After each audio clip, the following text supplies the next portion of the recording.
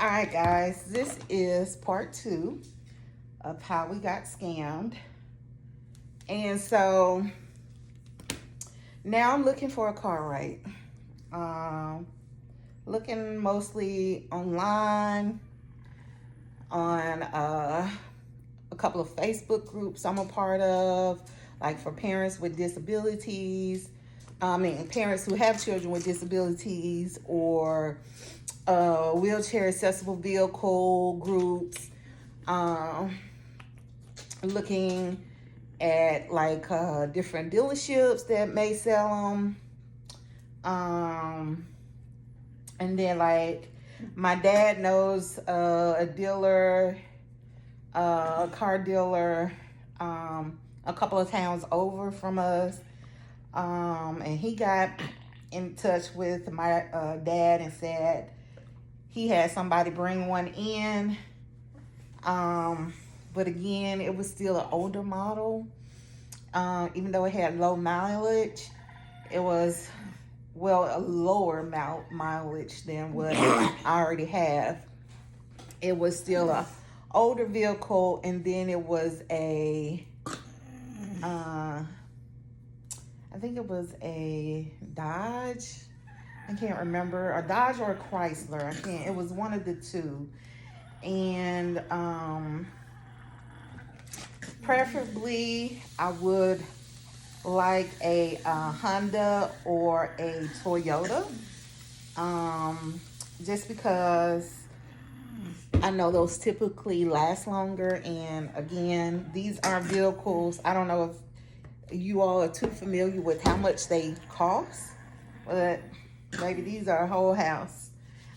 So yeah, I'm not looking to keep just buying one over and over. I'm just looking for one that again I can have for quite a while until I need to turn around and get another one. So so I was just like, no. And then also the ramp was not an inflow ramp. Now I do prefer automatic, but I will do a manual ramp, but I definitely want a inflow ramp. And you can get an inflow ramp automatic or manual, but this was like a fold up where it kind of just folds up into the car. And I just think for safety reasons, those really aren't good. Just thinking about if you're in an accident and they're right there next to the person that's in the wheelchair, I'm just not thinking that's what I want. That's kind of where my head goes with those type of ramps. So I kind of passed on that. And then my dad, he came across one, seemed nice. Okay, wait a minute. I'm getting ahead of myself. I came across one, and it was a Toyota. It was a Toyota Sienna. Mind you, all of these are minivans, okay? And so it was out in Oklahoma, I believe, and looked nice. It was like a 2017. Mileage was low, and so the people were communicating. It had a, what do they call, a rebuilt title, and I wasn't too familiar with what that is, so I kind of asked my parents, like, hey, what does that mean when it's a rebuilt title? And so evidently it was like in an accident or something and totaled out, and so then you get a new title. So I asked the guy that was selling it, like, about why was it rebuilt? Why did it have to have a rebuilt title? And he was very honest about it, about the accident. He sent me pictures of it wrecked, and he sent the Carfax over. And so, and mind you, I'm not a very savvy person when it comes to cars. Like, sometimes that's a person thing. They're all into the cars.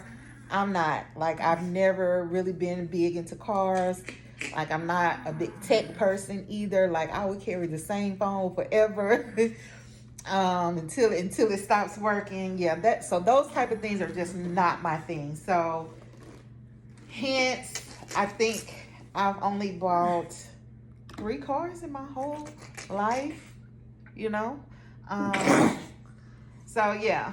So anyway, so I'm going to my parents for a lot of this because, you know, I feel like their knowledge is valuable, you know. And then my mother, she actually worked in claims for a while when it came to cars and stuff.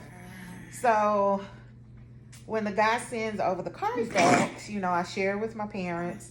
I'm just like, hey, you know, what do you guys think? And so one thing my dad noticed, now the wreck itself wasn't so bad, but, well, I don't think it was my dad. My mom actually noticed that a lot of the past owners were from up in New York. And, well, they have a lot of snow.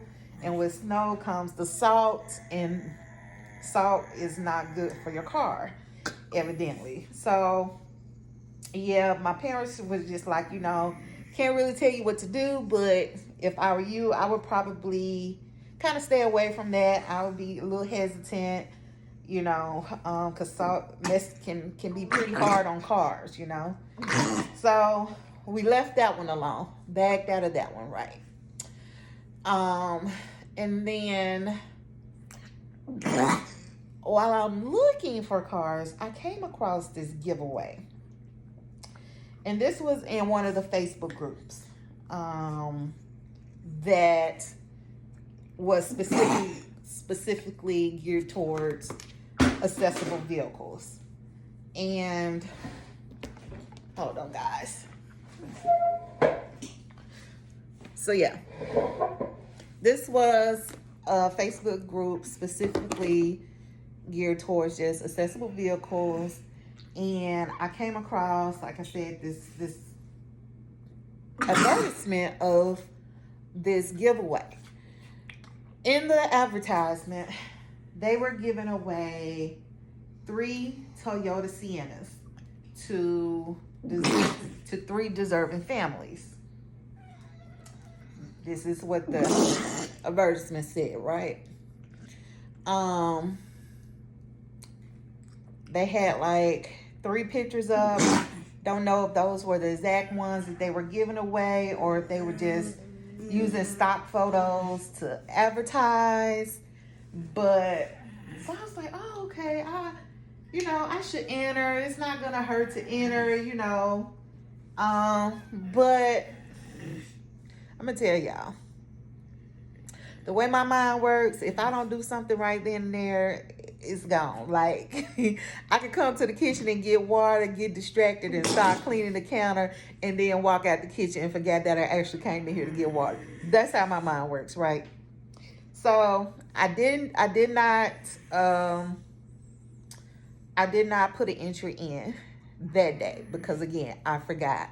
So meanwhile, my dad came across another Toyota Sienna, different dealer. This was a dealership down in Atlanta, and I think he came across it on Facebook as well, because he was looking too, just keeping his ear to the ground. And so he told me about it. He was just like, you know, he found this Toyota Sienna. It had like 34,000 miles. It was 2017. It was all black. I was like, oh, and he showed me pictures. Like, this is really nice. You know what I'm saying?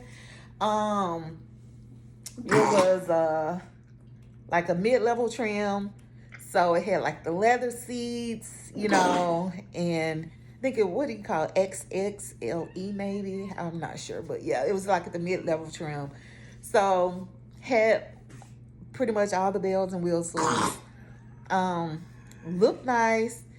And he said he'd already asked the guy for a Carfax, so he had sent me the Carfax. Carfax looked great. And I was like, okay, you know,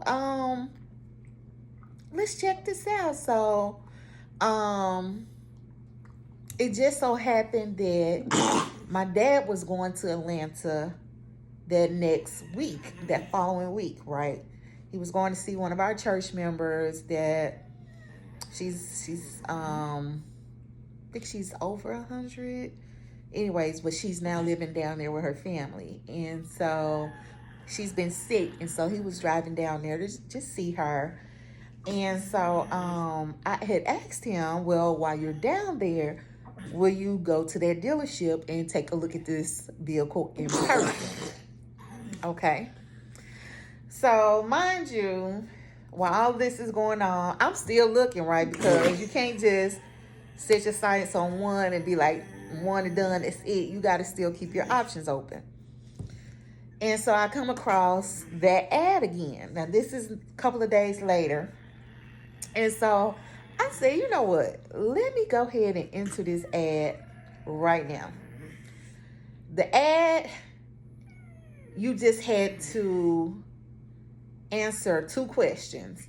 It was, why do you need an accessible vehicle? And why do you think you should be chosen? Okay? Those were the 2 questions. And then you had to send your answer not to an email address, but to this phone number. I'm going to insert a picture of the ad. So, why do you need an accessible vehicle? And why do you think you should be chosen? All right, I'll be back for part 3.